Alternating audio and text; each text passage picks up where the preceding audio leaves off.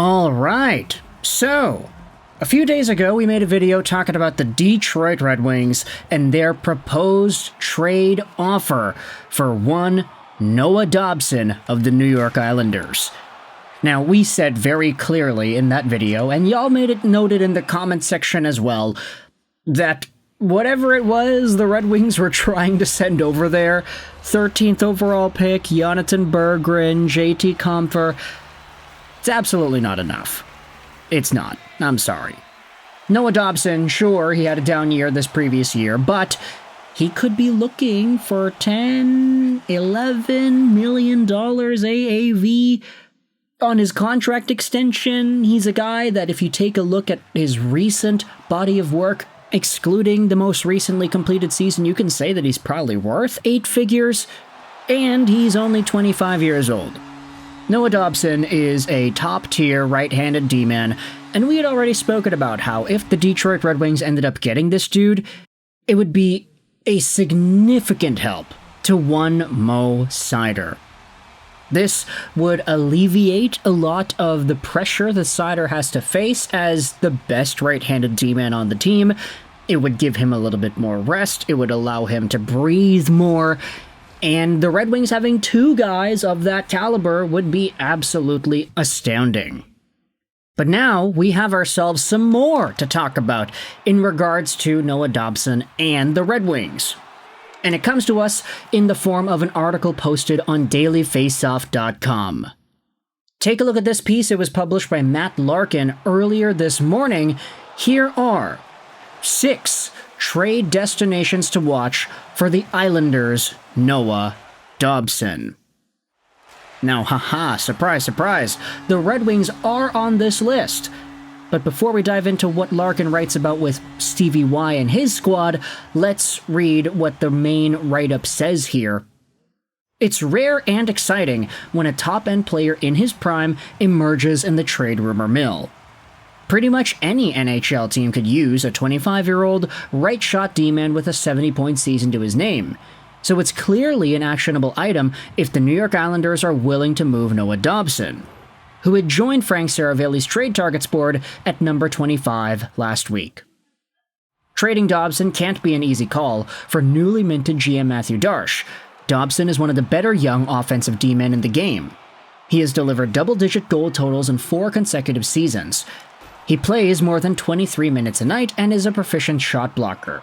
He had a sneaky strong 24-25 season as a 5-on-5 play driver on a mediocre team. But with that said, the Islanders finally seem ready to go backwards in order to go forwards. Trading Brock Nelson and getting a good young prospect in Cal Ritchie at the deadline this past March said so. Moving on from Lou Lamoriello as GM in April said so too. And Dobson would undoubtedly fetch a monstrous return. A cocktail of premium draft picks and/or prospects and/or young players.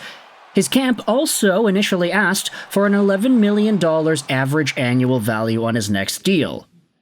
Albeit, that number will come down following an injury-shortened season in which his offensive totals shrunk, and he's an arbitration-eligible RFA. So, this week might represent a sensible window to sell him. Yeah, not so subtle. Microphone location change on the fly here, but if we scroll down into this article past the Buffalo Sabres, past the Hurricanes and the Blue Jackets, and before the Philadelphia Flyers and the LA Kings, you will find what Matt Larkin writes about in regards to Detroit. Take a look at this. If I'm predicting where Dobson goes, Larkin said, if he's traded at all, I'm predicting Detroit. The Red Wings have to be desperate at this point, having missed 9 consecutive playoffs despite some aggressive buyer behavior from Stevie Y in the past couple of years. Their D-core at the NHL level is woefully shallow aside from young long-term fixtures Mo Seider and Simon Edvinsson. Dobson would give that blue line an instant makeover. The Wings also have plenty to offer should the Isles feel ready to start over. If they wanted a righty coming back their way, they could ask for Axel Sandin Pellikka. Detroit could dangle one of its elite 2 goalie prospects in Sebastian Cossa or Trey Augustine. The Isles could ask for center Nate Danielson. if the Islanders want an NHL-ready contributor, how about RFA winger Jonathan Berggren as part of the package? Many permutations could work. Now, for all of these teams that Larkin writes about in regards to Noah Dobson, he has a quote-unquote fly in the ointment statement as well at the bottom. Essentially, a bad sign or a why it wouldn't work type of thing. Yeah, bad sign. What the hell am I talking about? The fly in the ointment for the Red Wings is, I almost never say this, but Larkin says he doesn't see one. Unless you want to pick nits and say the Wings need a left shot D-man more than a righty, the Wings have the need, the urgency, the cap space, and, just importantly from the Isles' perspective, the assets to get a deal done. As long as Stevie Y is willing to pay up. And here's the thing as well. The trade offer that we had discussed the other day was totally out to lunch. You're not going to get Noah Dobson for 13th overall, Jonathan Berggren, and JT Compher. If that's what Yzerman was offering, then okay, that's probably the opening statement negotiation that he wanted to go out there and propose, because it's like, okay, if you're not going to accept that, then what do you want instead? And then Darsh could say, oh, I want that guy, I want that prospect. Honestly, I know a lot of Wings fans would be really kind of iffy on the idea of trading Axel Sandin Pellikka for Noah Dobson, but the way I see it is, if Axel Sandin Pellikka becomes a Noah Dobson, I think you're pretty happy with that. I do think that there is a capacity for more, and I think that's also why it could be seen as a red flag to trade ASP. He's almost like a right-handed Quinn Hughes, Lane Hudson-esque guy. Noah Dobson is more all-round, he's a better shot blocker, he uses his big frame, and he is also able to produce points. He just doesn't do it in the same way that ASP Hudson and Quinn Hughes do.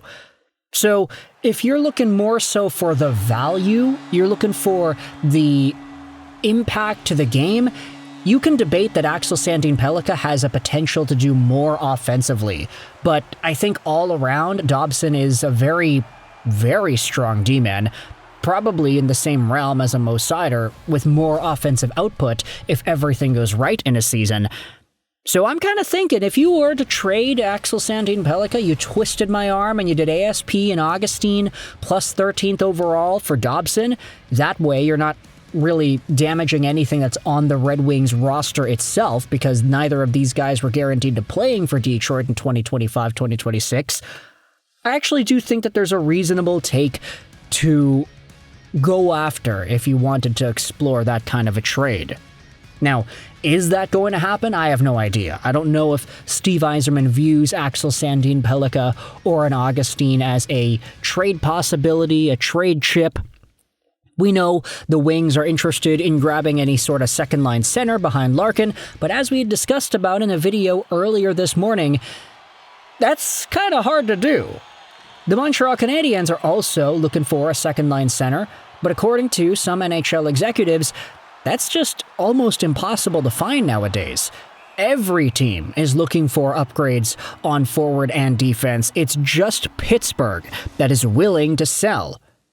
So, for the New York Islanders, they're not going to make a trade with Noah Dobson that will immediately tank their NHL projectability next season. They're not going to trade away Dobson for only futures, right? There has to be at least some roster support in 25-26 coming in exchange in that deal. They don't want to just get worse, oddly enough. So with all that in mind, I want you to let me know your thoughts in the comment section below. How do you feel about Matt Larkin's assessment here that the Detroit Red Wings are the most likely destination for one Noah Dobson if a trade were to go down? It seems like all it depends on is whether or not Steve Yzerman is willing to pay the assets it would take. But what are those assets anyway? Let me know your thoughts in the comment section below. I hope you enjoyed this video. Trolls 99. And bye.